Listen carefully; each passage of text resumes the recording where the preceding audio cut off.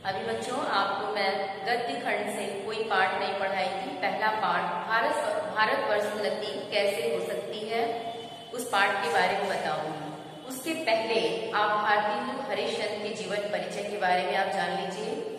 सबसे पहले जब आपको गद्य साहित्य का इतिहास बताया गया तो जब आपको आधुनिक काल का विभाजन किया गया, जैसे आदिकाल, भक्तिकाल, रीतिकाल और आधुनिक काल आया, तो उस आधुनिक काल में सबसे पहला काल क्या मैंने बताया था? भारतेंदु युग।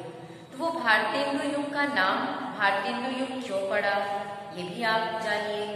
भारतेंदु हरिश्चंद्र को कहा जाता है कि हिंदी गद्य के ये जनक थे और इन्होंने गद्य की बहुत सारी विधाओं पर अपनी लेखनी चलाई। हालांकि जो काव्य था इनका, काव्य तो इन्होंने ब्रज भाषा में ही लिखा, लेकिन गद्य में इन्होंने खड़ी बोली का प्रयोग शुरू किया और कुछ नवीन विधाओं की भी शुरुआत की, जैसे यात्रा वृत्तांत इनका पहला है, सरयू पार की यात्रा। तो संक्षेप में आप इनके जीवन परिचय को थोड़ा सा सुन लीजिए।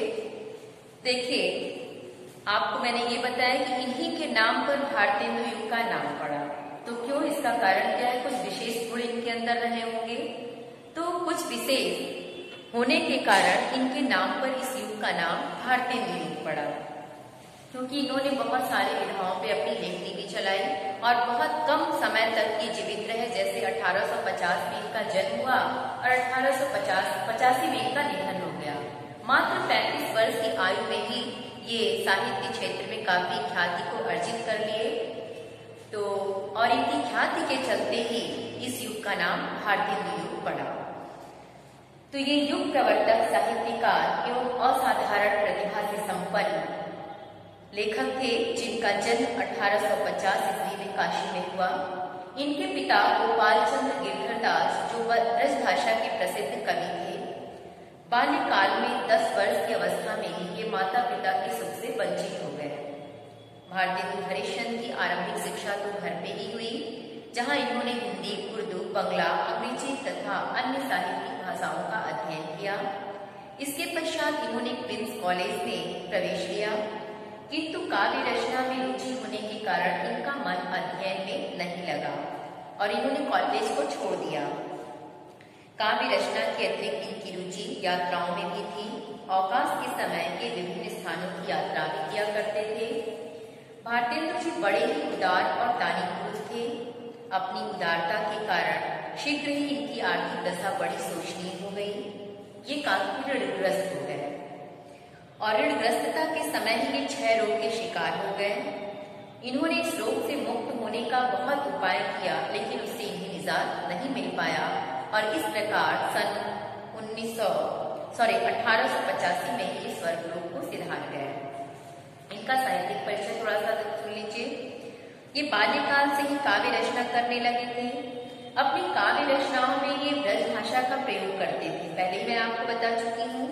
कुछ ही समय के पश्चात इनका ध्यान हिंदी गद्य की ओर आकृष्ट हुआ। उस समय हिंदी गद्य की कोई निश्चित भाषा नहीं थी। विभिन्न रचनाकार गद्य के विभिन्न रूपों को अपनाए हुए थे। भारतेंदु जी का ध्यान इस अभाव की ओर आकृष्ट हुआ। इस समय बांग्ला गद्य साहित्य विकसित अवस्था में था। भारतेंदु जी ने बांग्ला के नाटक विद्या सुंदर का हिंदी में अनुवाद किया और उसमें सामान्य बोलचाल के शब्दों का प्रयोग करके भाषा के नवीन रूप का बीजारोपण किया। ध्यान से कुछ चीजें हैं जो आप नोट कर लीजिएगा और याद भी कर लीजिएगा, क्योंकि इससे संबंधित एक एक नंबर के प्रश्न भी पूछे जा सकते हैं, जो अभी मैं आपको बता रही हूँ। संक्षिप्त जीवनी तो आप इनकी लिख लीजिएगा, लेकिन साहित्यिक परिचय के अंतर्गत जो महत्वपूर्ण बिंदु है उस पर ध्यान दीजिए। जैसे सन 1868 ईस्वी में भारतेंदु जी ने कवि वचन सुधा नामक पत्रिका का संपादन किया। ये प्रश्न आपको ऐसे भी पूछा जा सकता है कि कवि वचन सुधा पत्रिका का संपादन किसने और कब किया? किसने भी पूछा जा सकता है और कब किया? तो सन 1868 ईस्वी में भारतेंदु हरिश्चंद्र ने कवि वचन सुधा पत्रिका का संपादन किया। इसके 5 वर्ष के उपरांत 1873 में इन्होंने दूसरी पत्रिका हरिश्चंद्र मैगजीन का संपादन किया। 8 अंकों के बाद इस पत्रिका का नाम हरिश्चंद्र चंद्रिका हो गया। तो ध्यान दीजिएगा, हरिश्चंद्र जो मैगजीन थी इनकी, इसका संपादन 1873 में और कवि वचन सुधा पत्रिका का संपादन 1868 में। इन दोनों पत्रिकाओं का संपादन कब और किसने किया, इस चीज को याद रखिएगा। अब देखिए, इन्होंने नाटक, निबंध, यात्रा वृत्त आदि विभिन्न विधाओं पे भी लेखनी चलाई।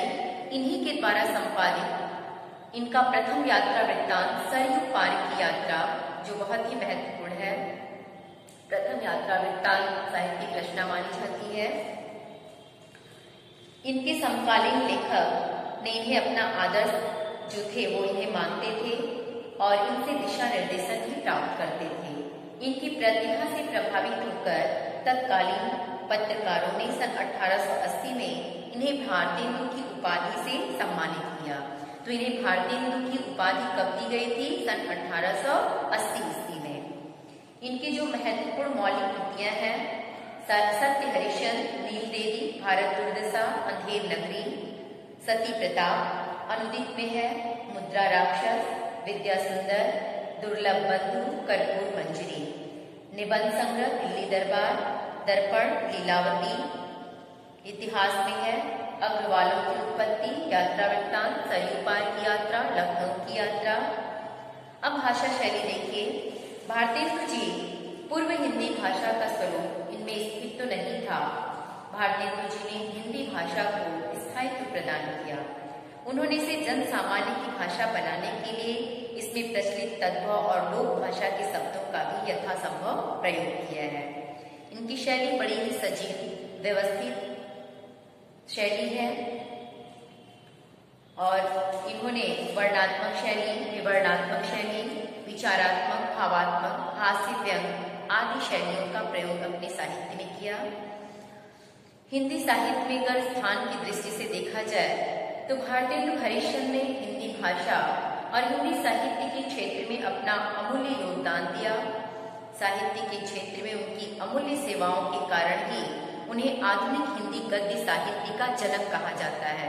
अब एक प्रश्न आपको ये भी पूछा जा सकता है कि हिंदी गद्य साहित्य का जनक किसे कहा जाता है, तो तुरंत आपको उत्तर मालूम होना चाहिए कि हिंदी गद्य साहित्य का जनक भारतेंदु हरिश्चंद्र को माना जाता है।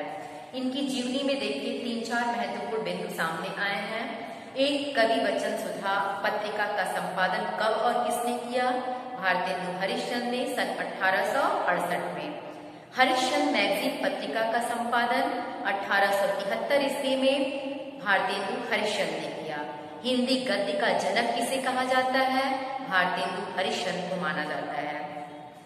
भारतेंदु युग नाम इन्हीं के नाम पर पड़ा और भारतेंदु जी को भारतेंदु की उपाधि कब दी गई, सन 1880 ईस्वी में। इनके द्वारा संपादित कुछ महत्वपूर्ण रचनाएं हैं, उनको आप लिख लीजिएगा। जो महत्वपूर्ण बिंदु मैंने अभी आपको बताया उसको लिख लीजिएगा।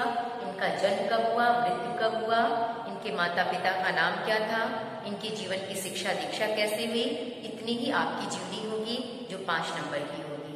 और मैं उम्मीद करती हूँ जरूर आज आपका गृह कार्य ये है, इस जीवनी को आप लिख लेंगे और जो इनके जीवनी से संबंधित 4-5 प्रश्न मैंने बताया ना, उसको भी आप लाइन में आप उत्तर लिखते जाइएगा, जो आपके काम आएगा, बाद में परीक्षा में भी पूछा जाएगा।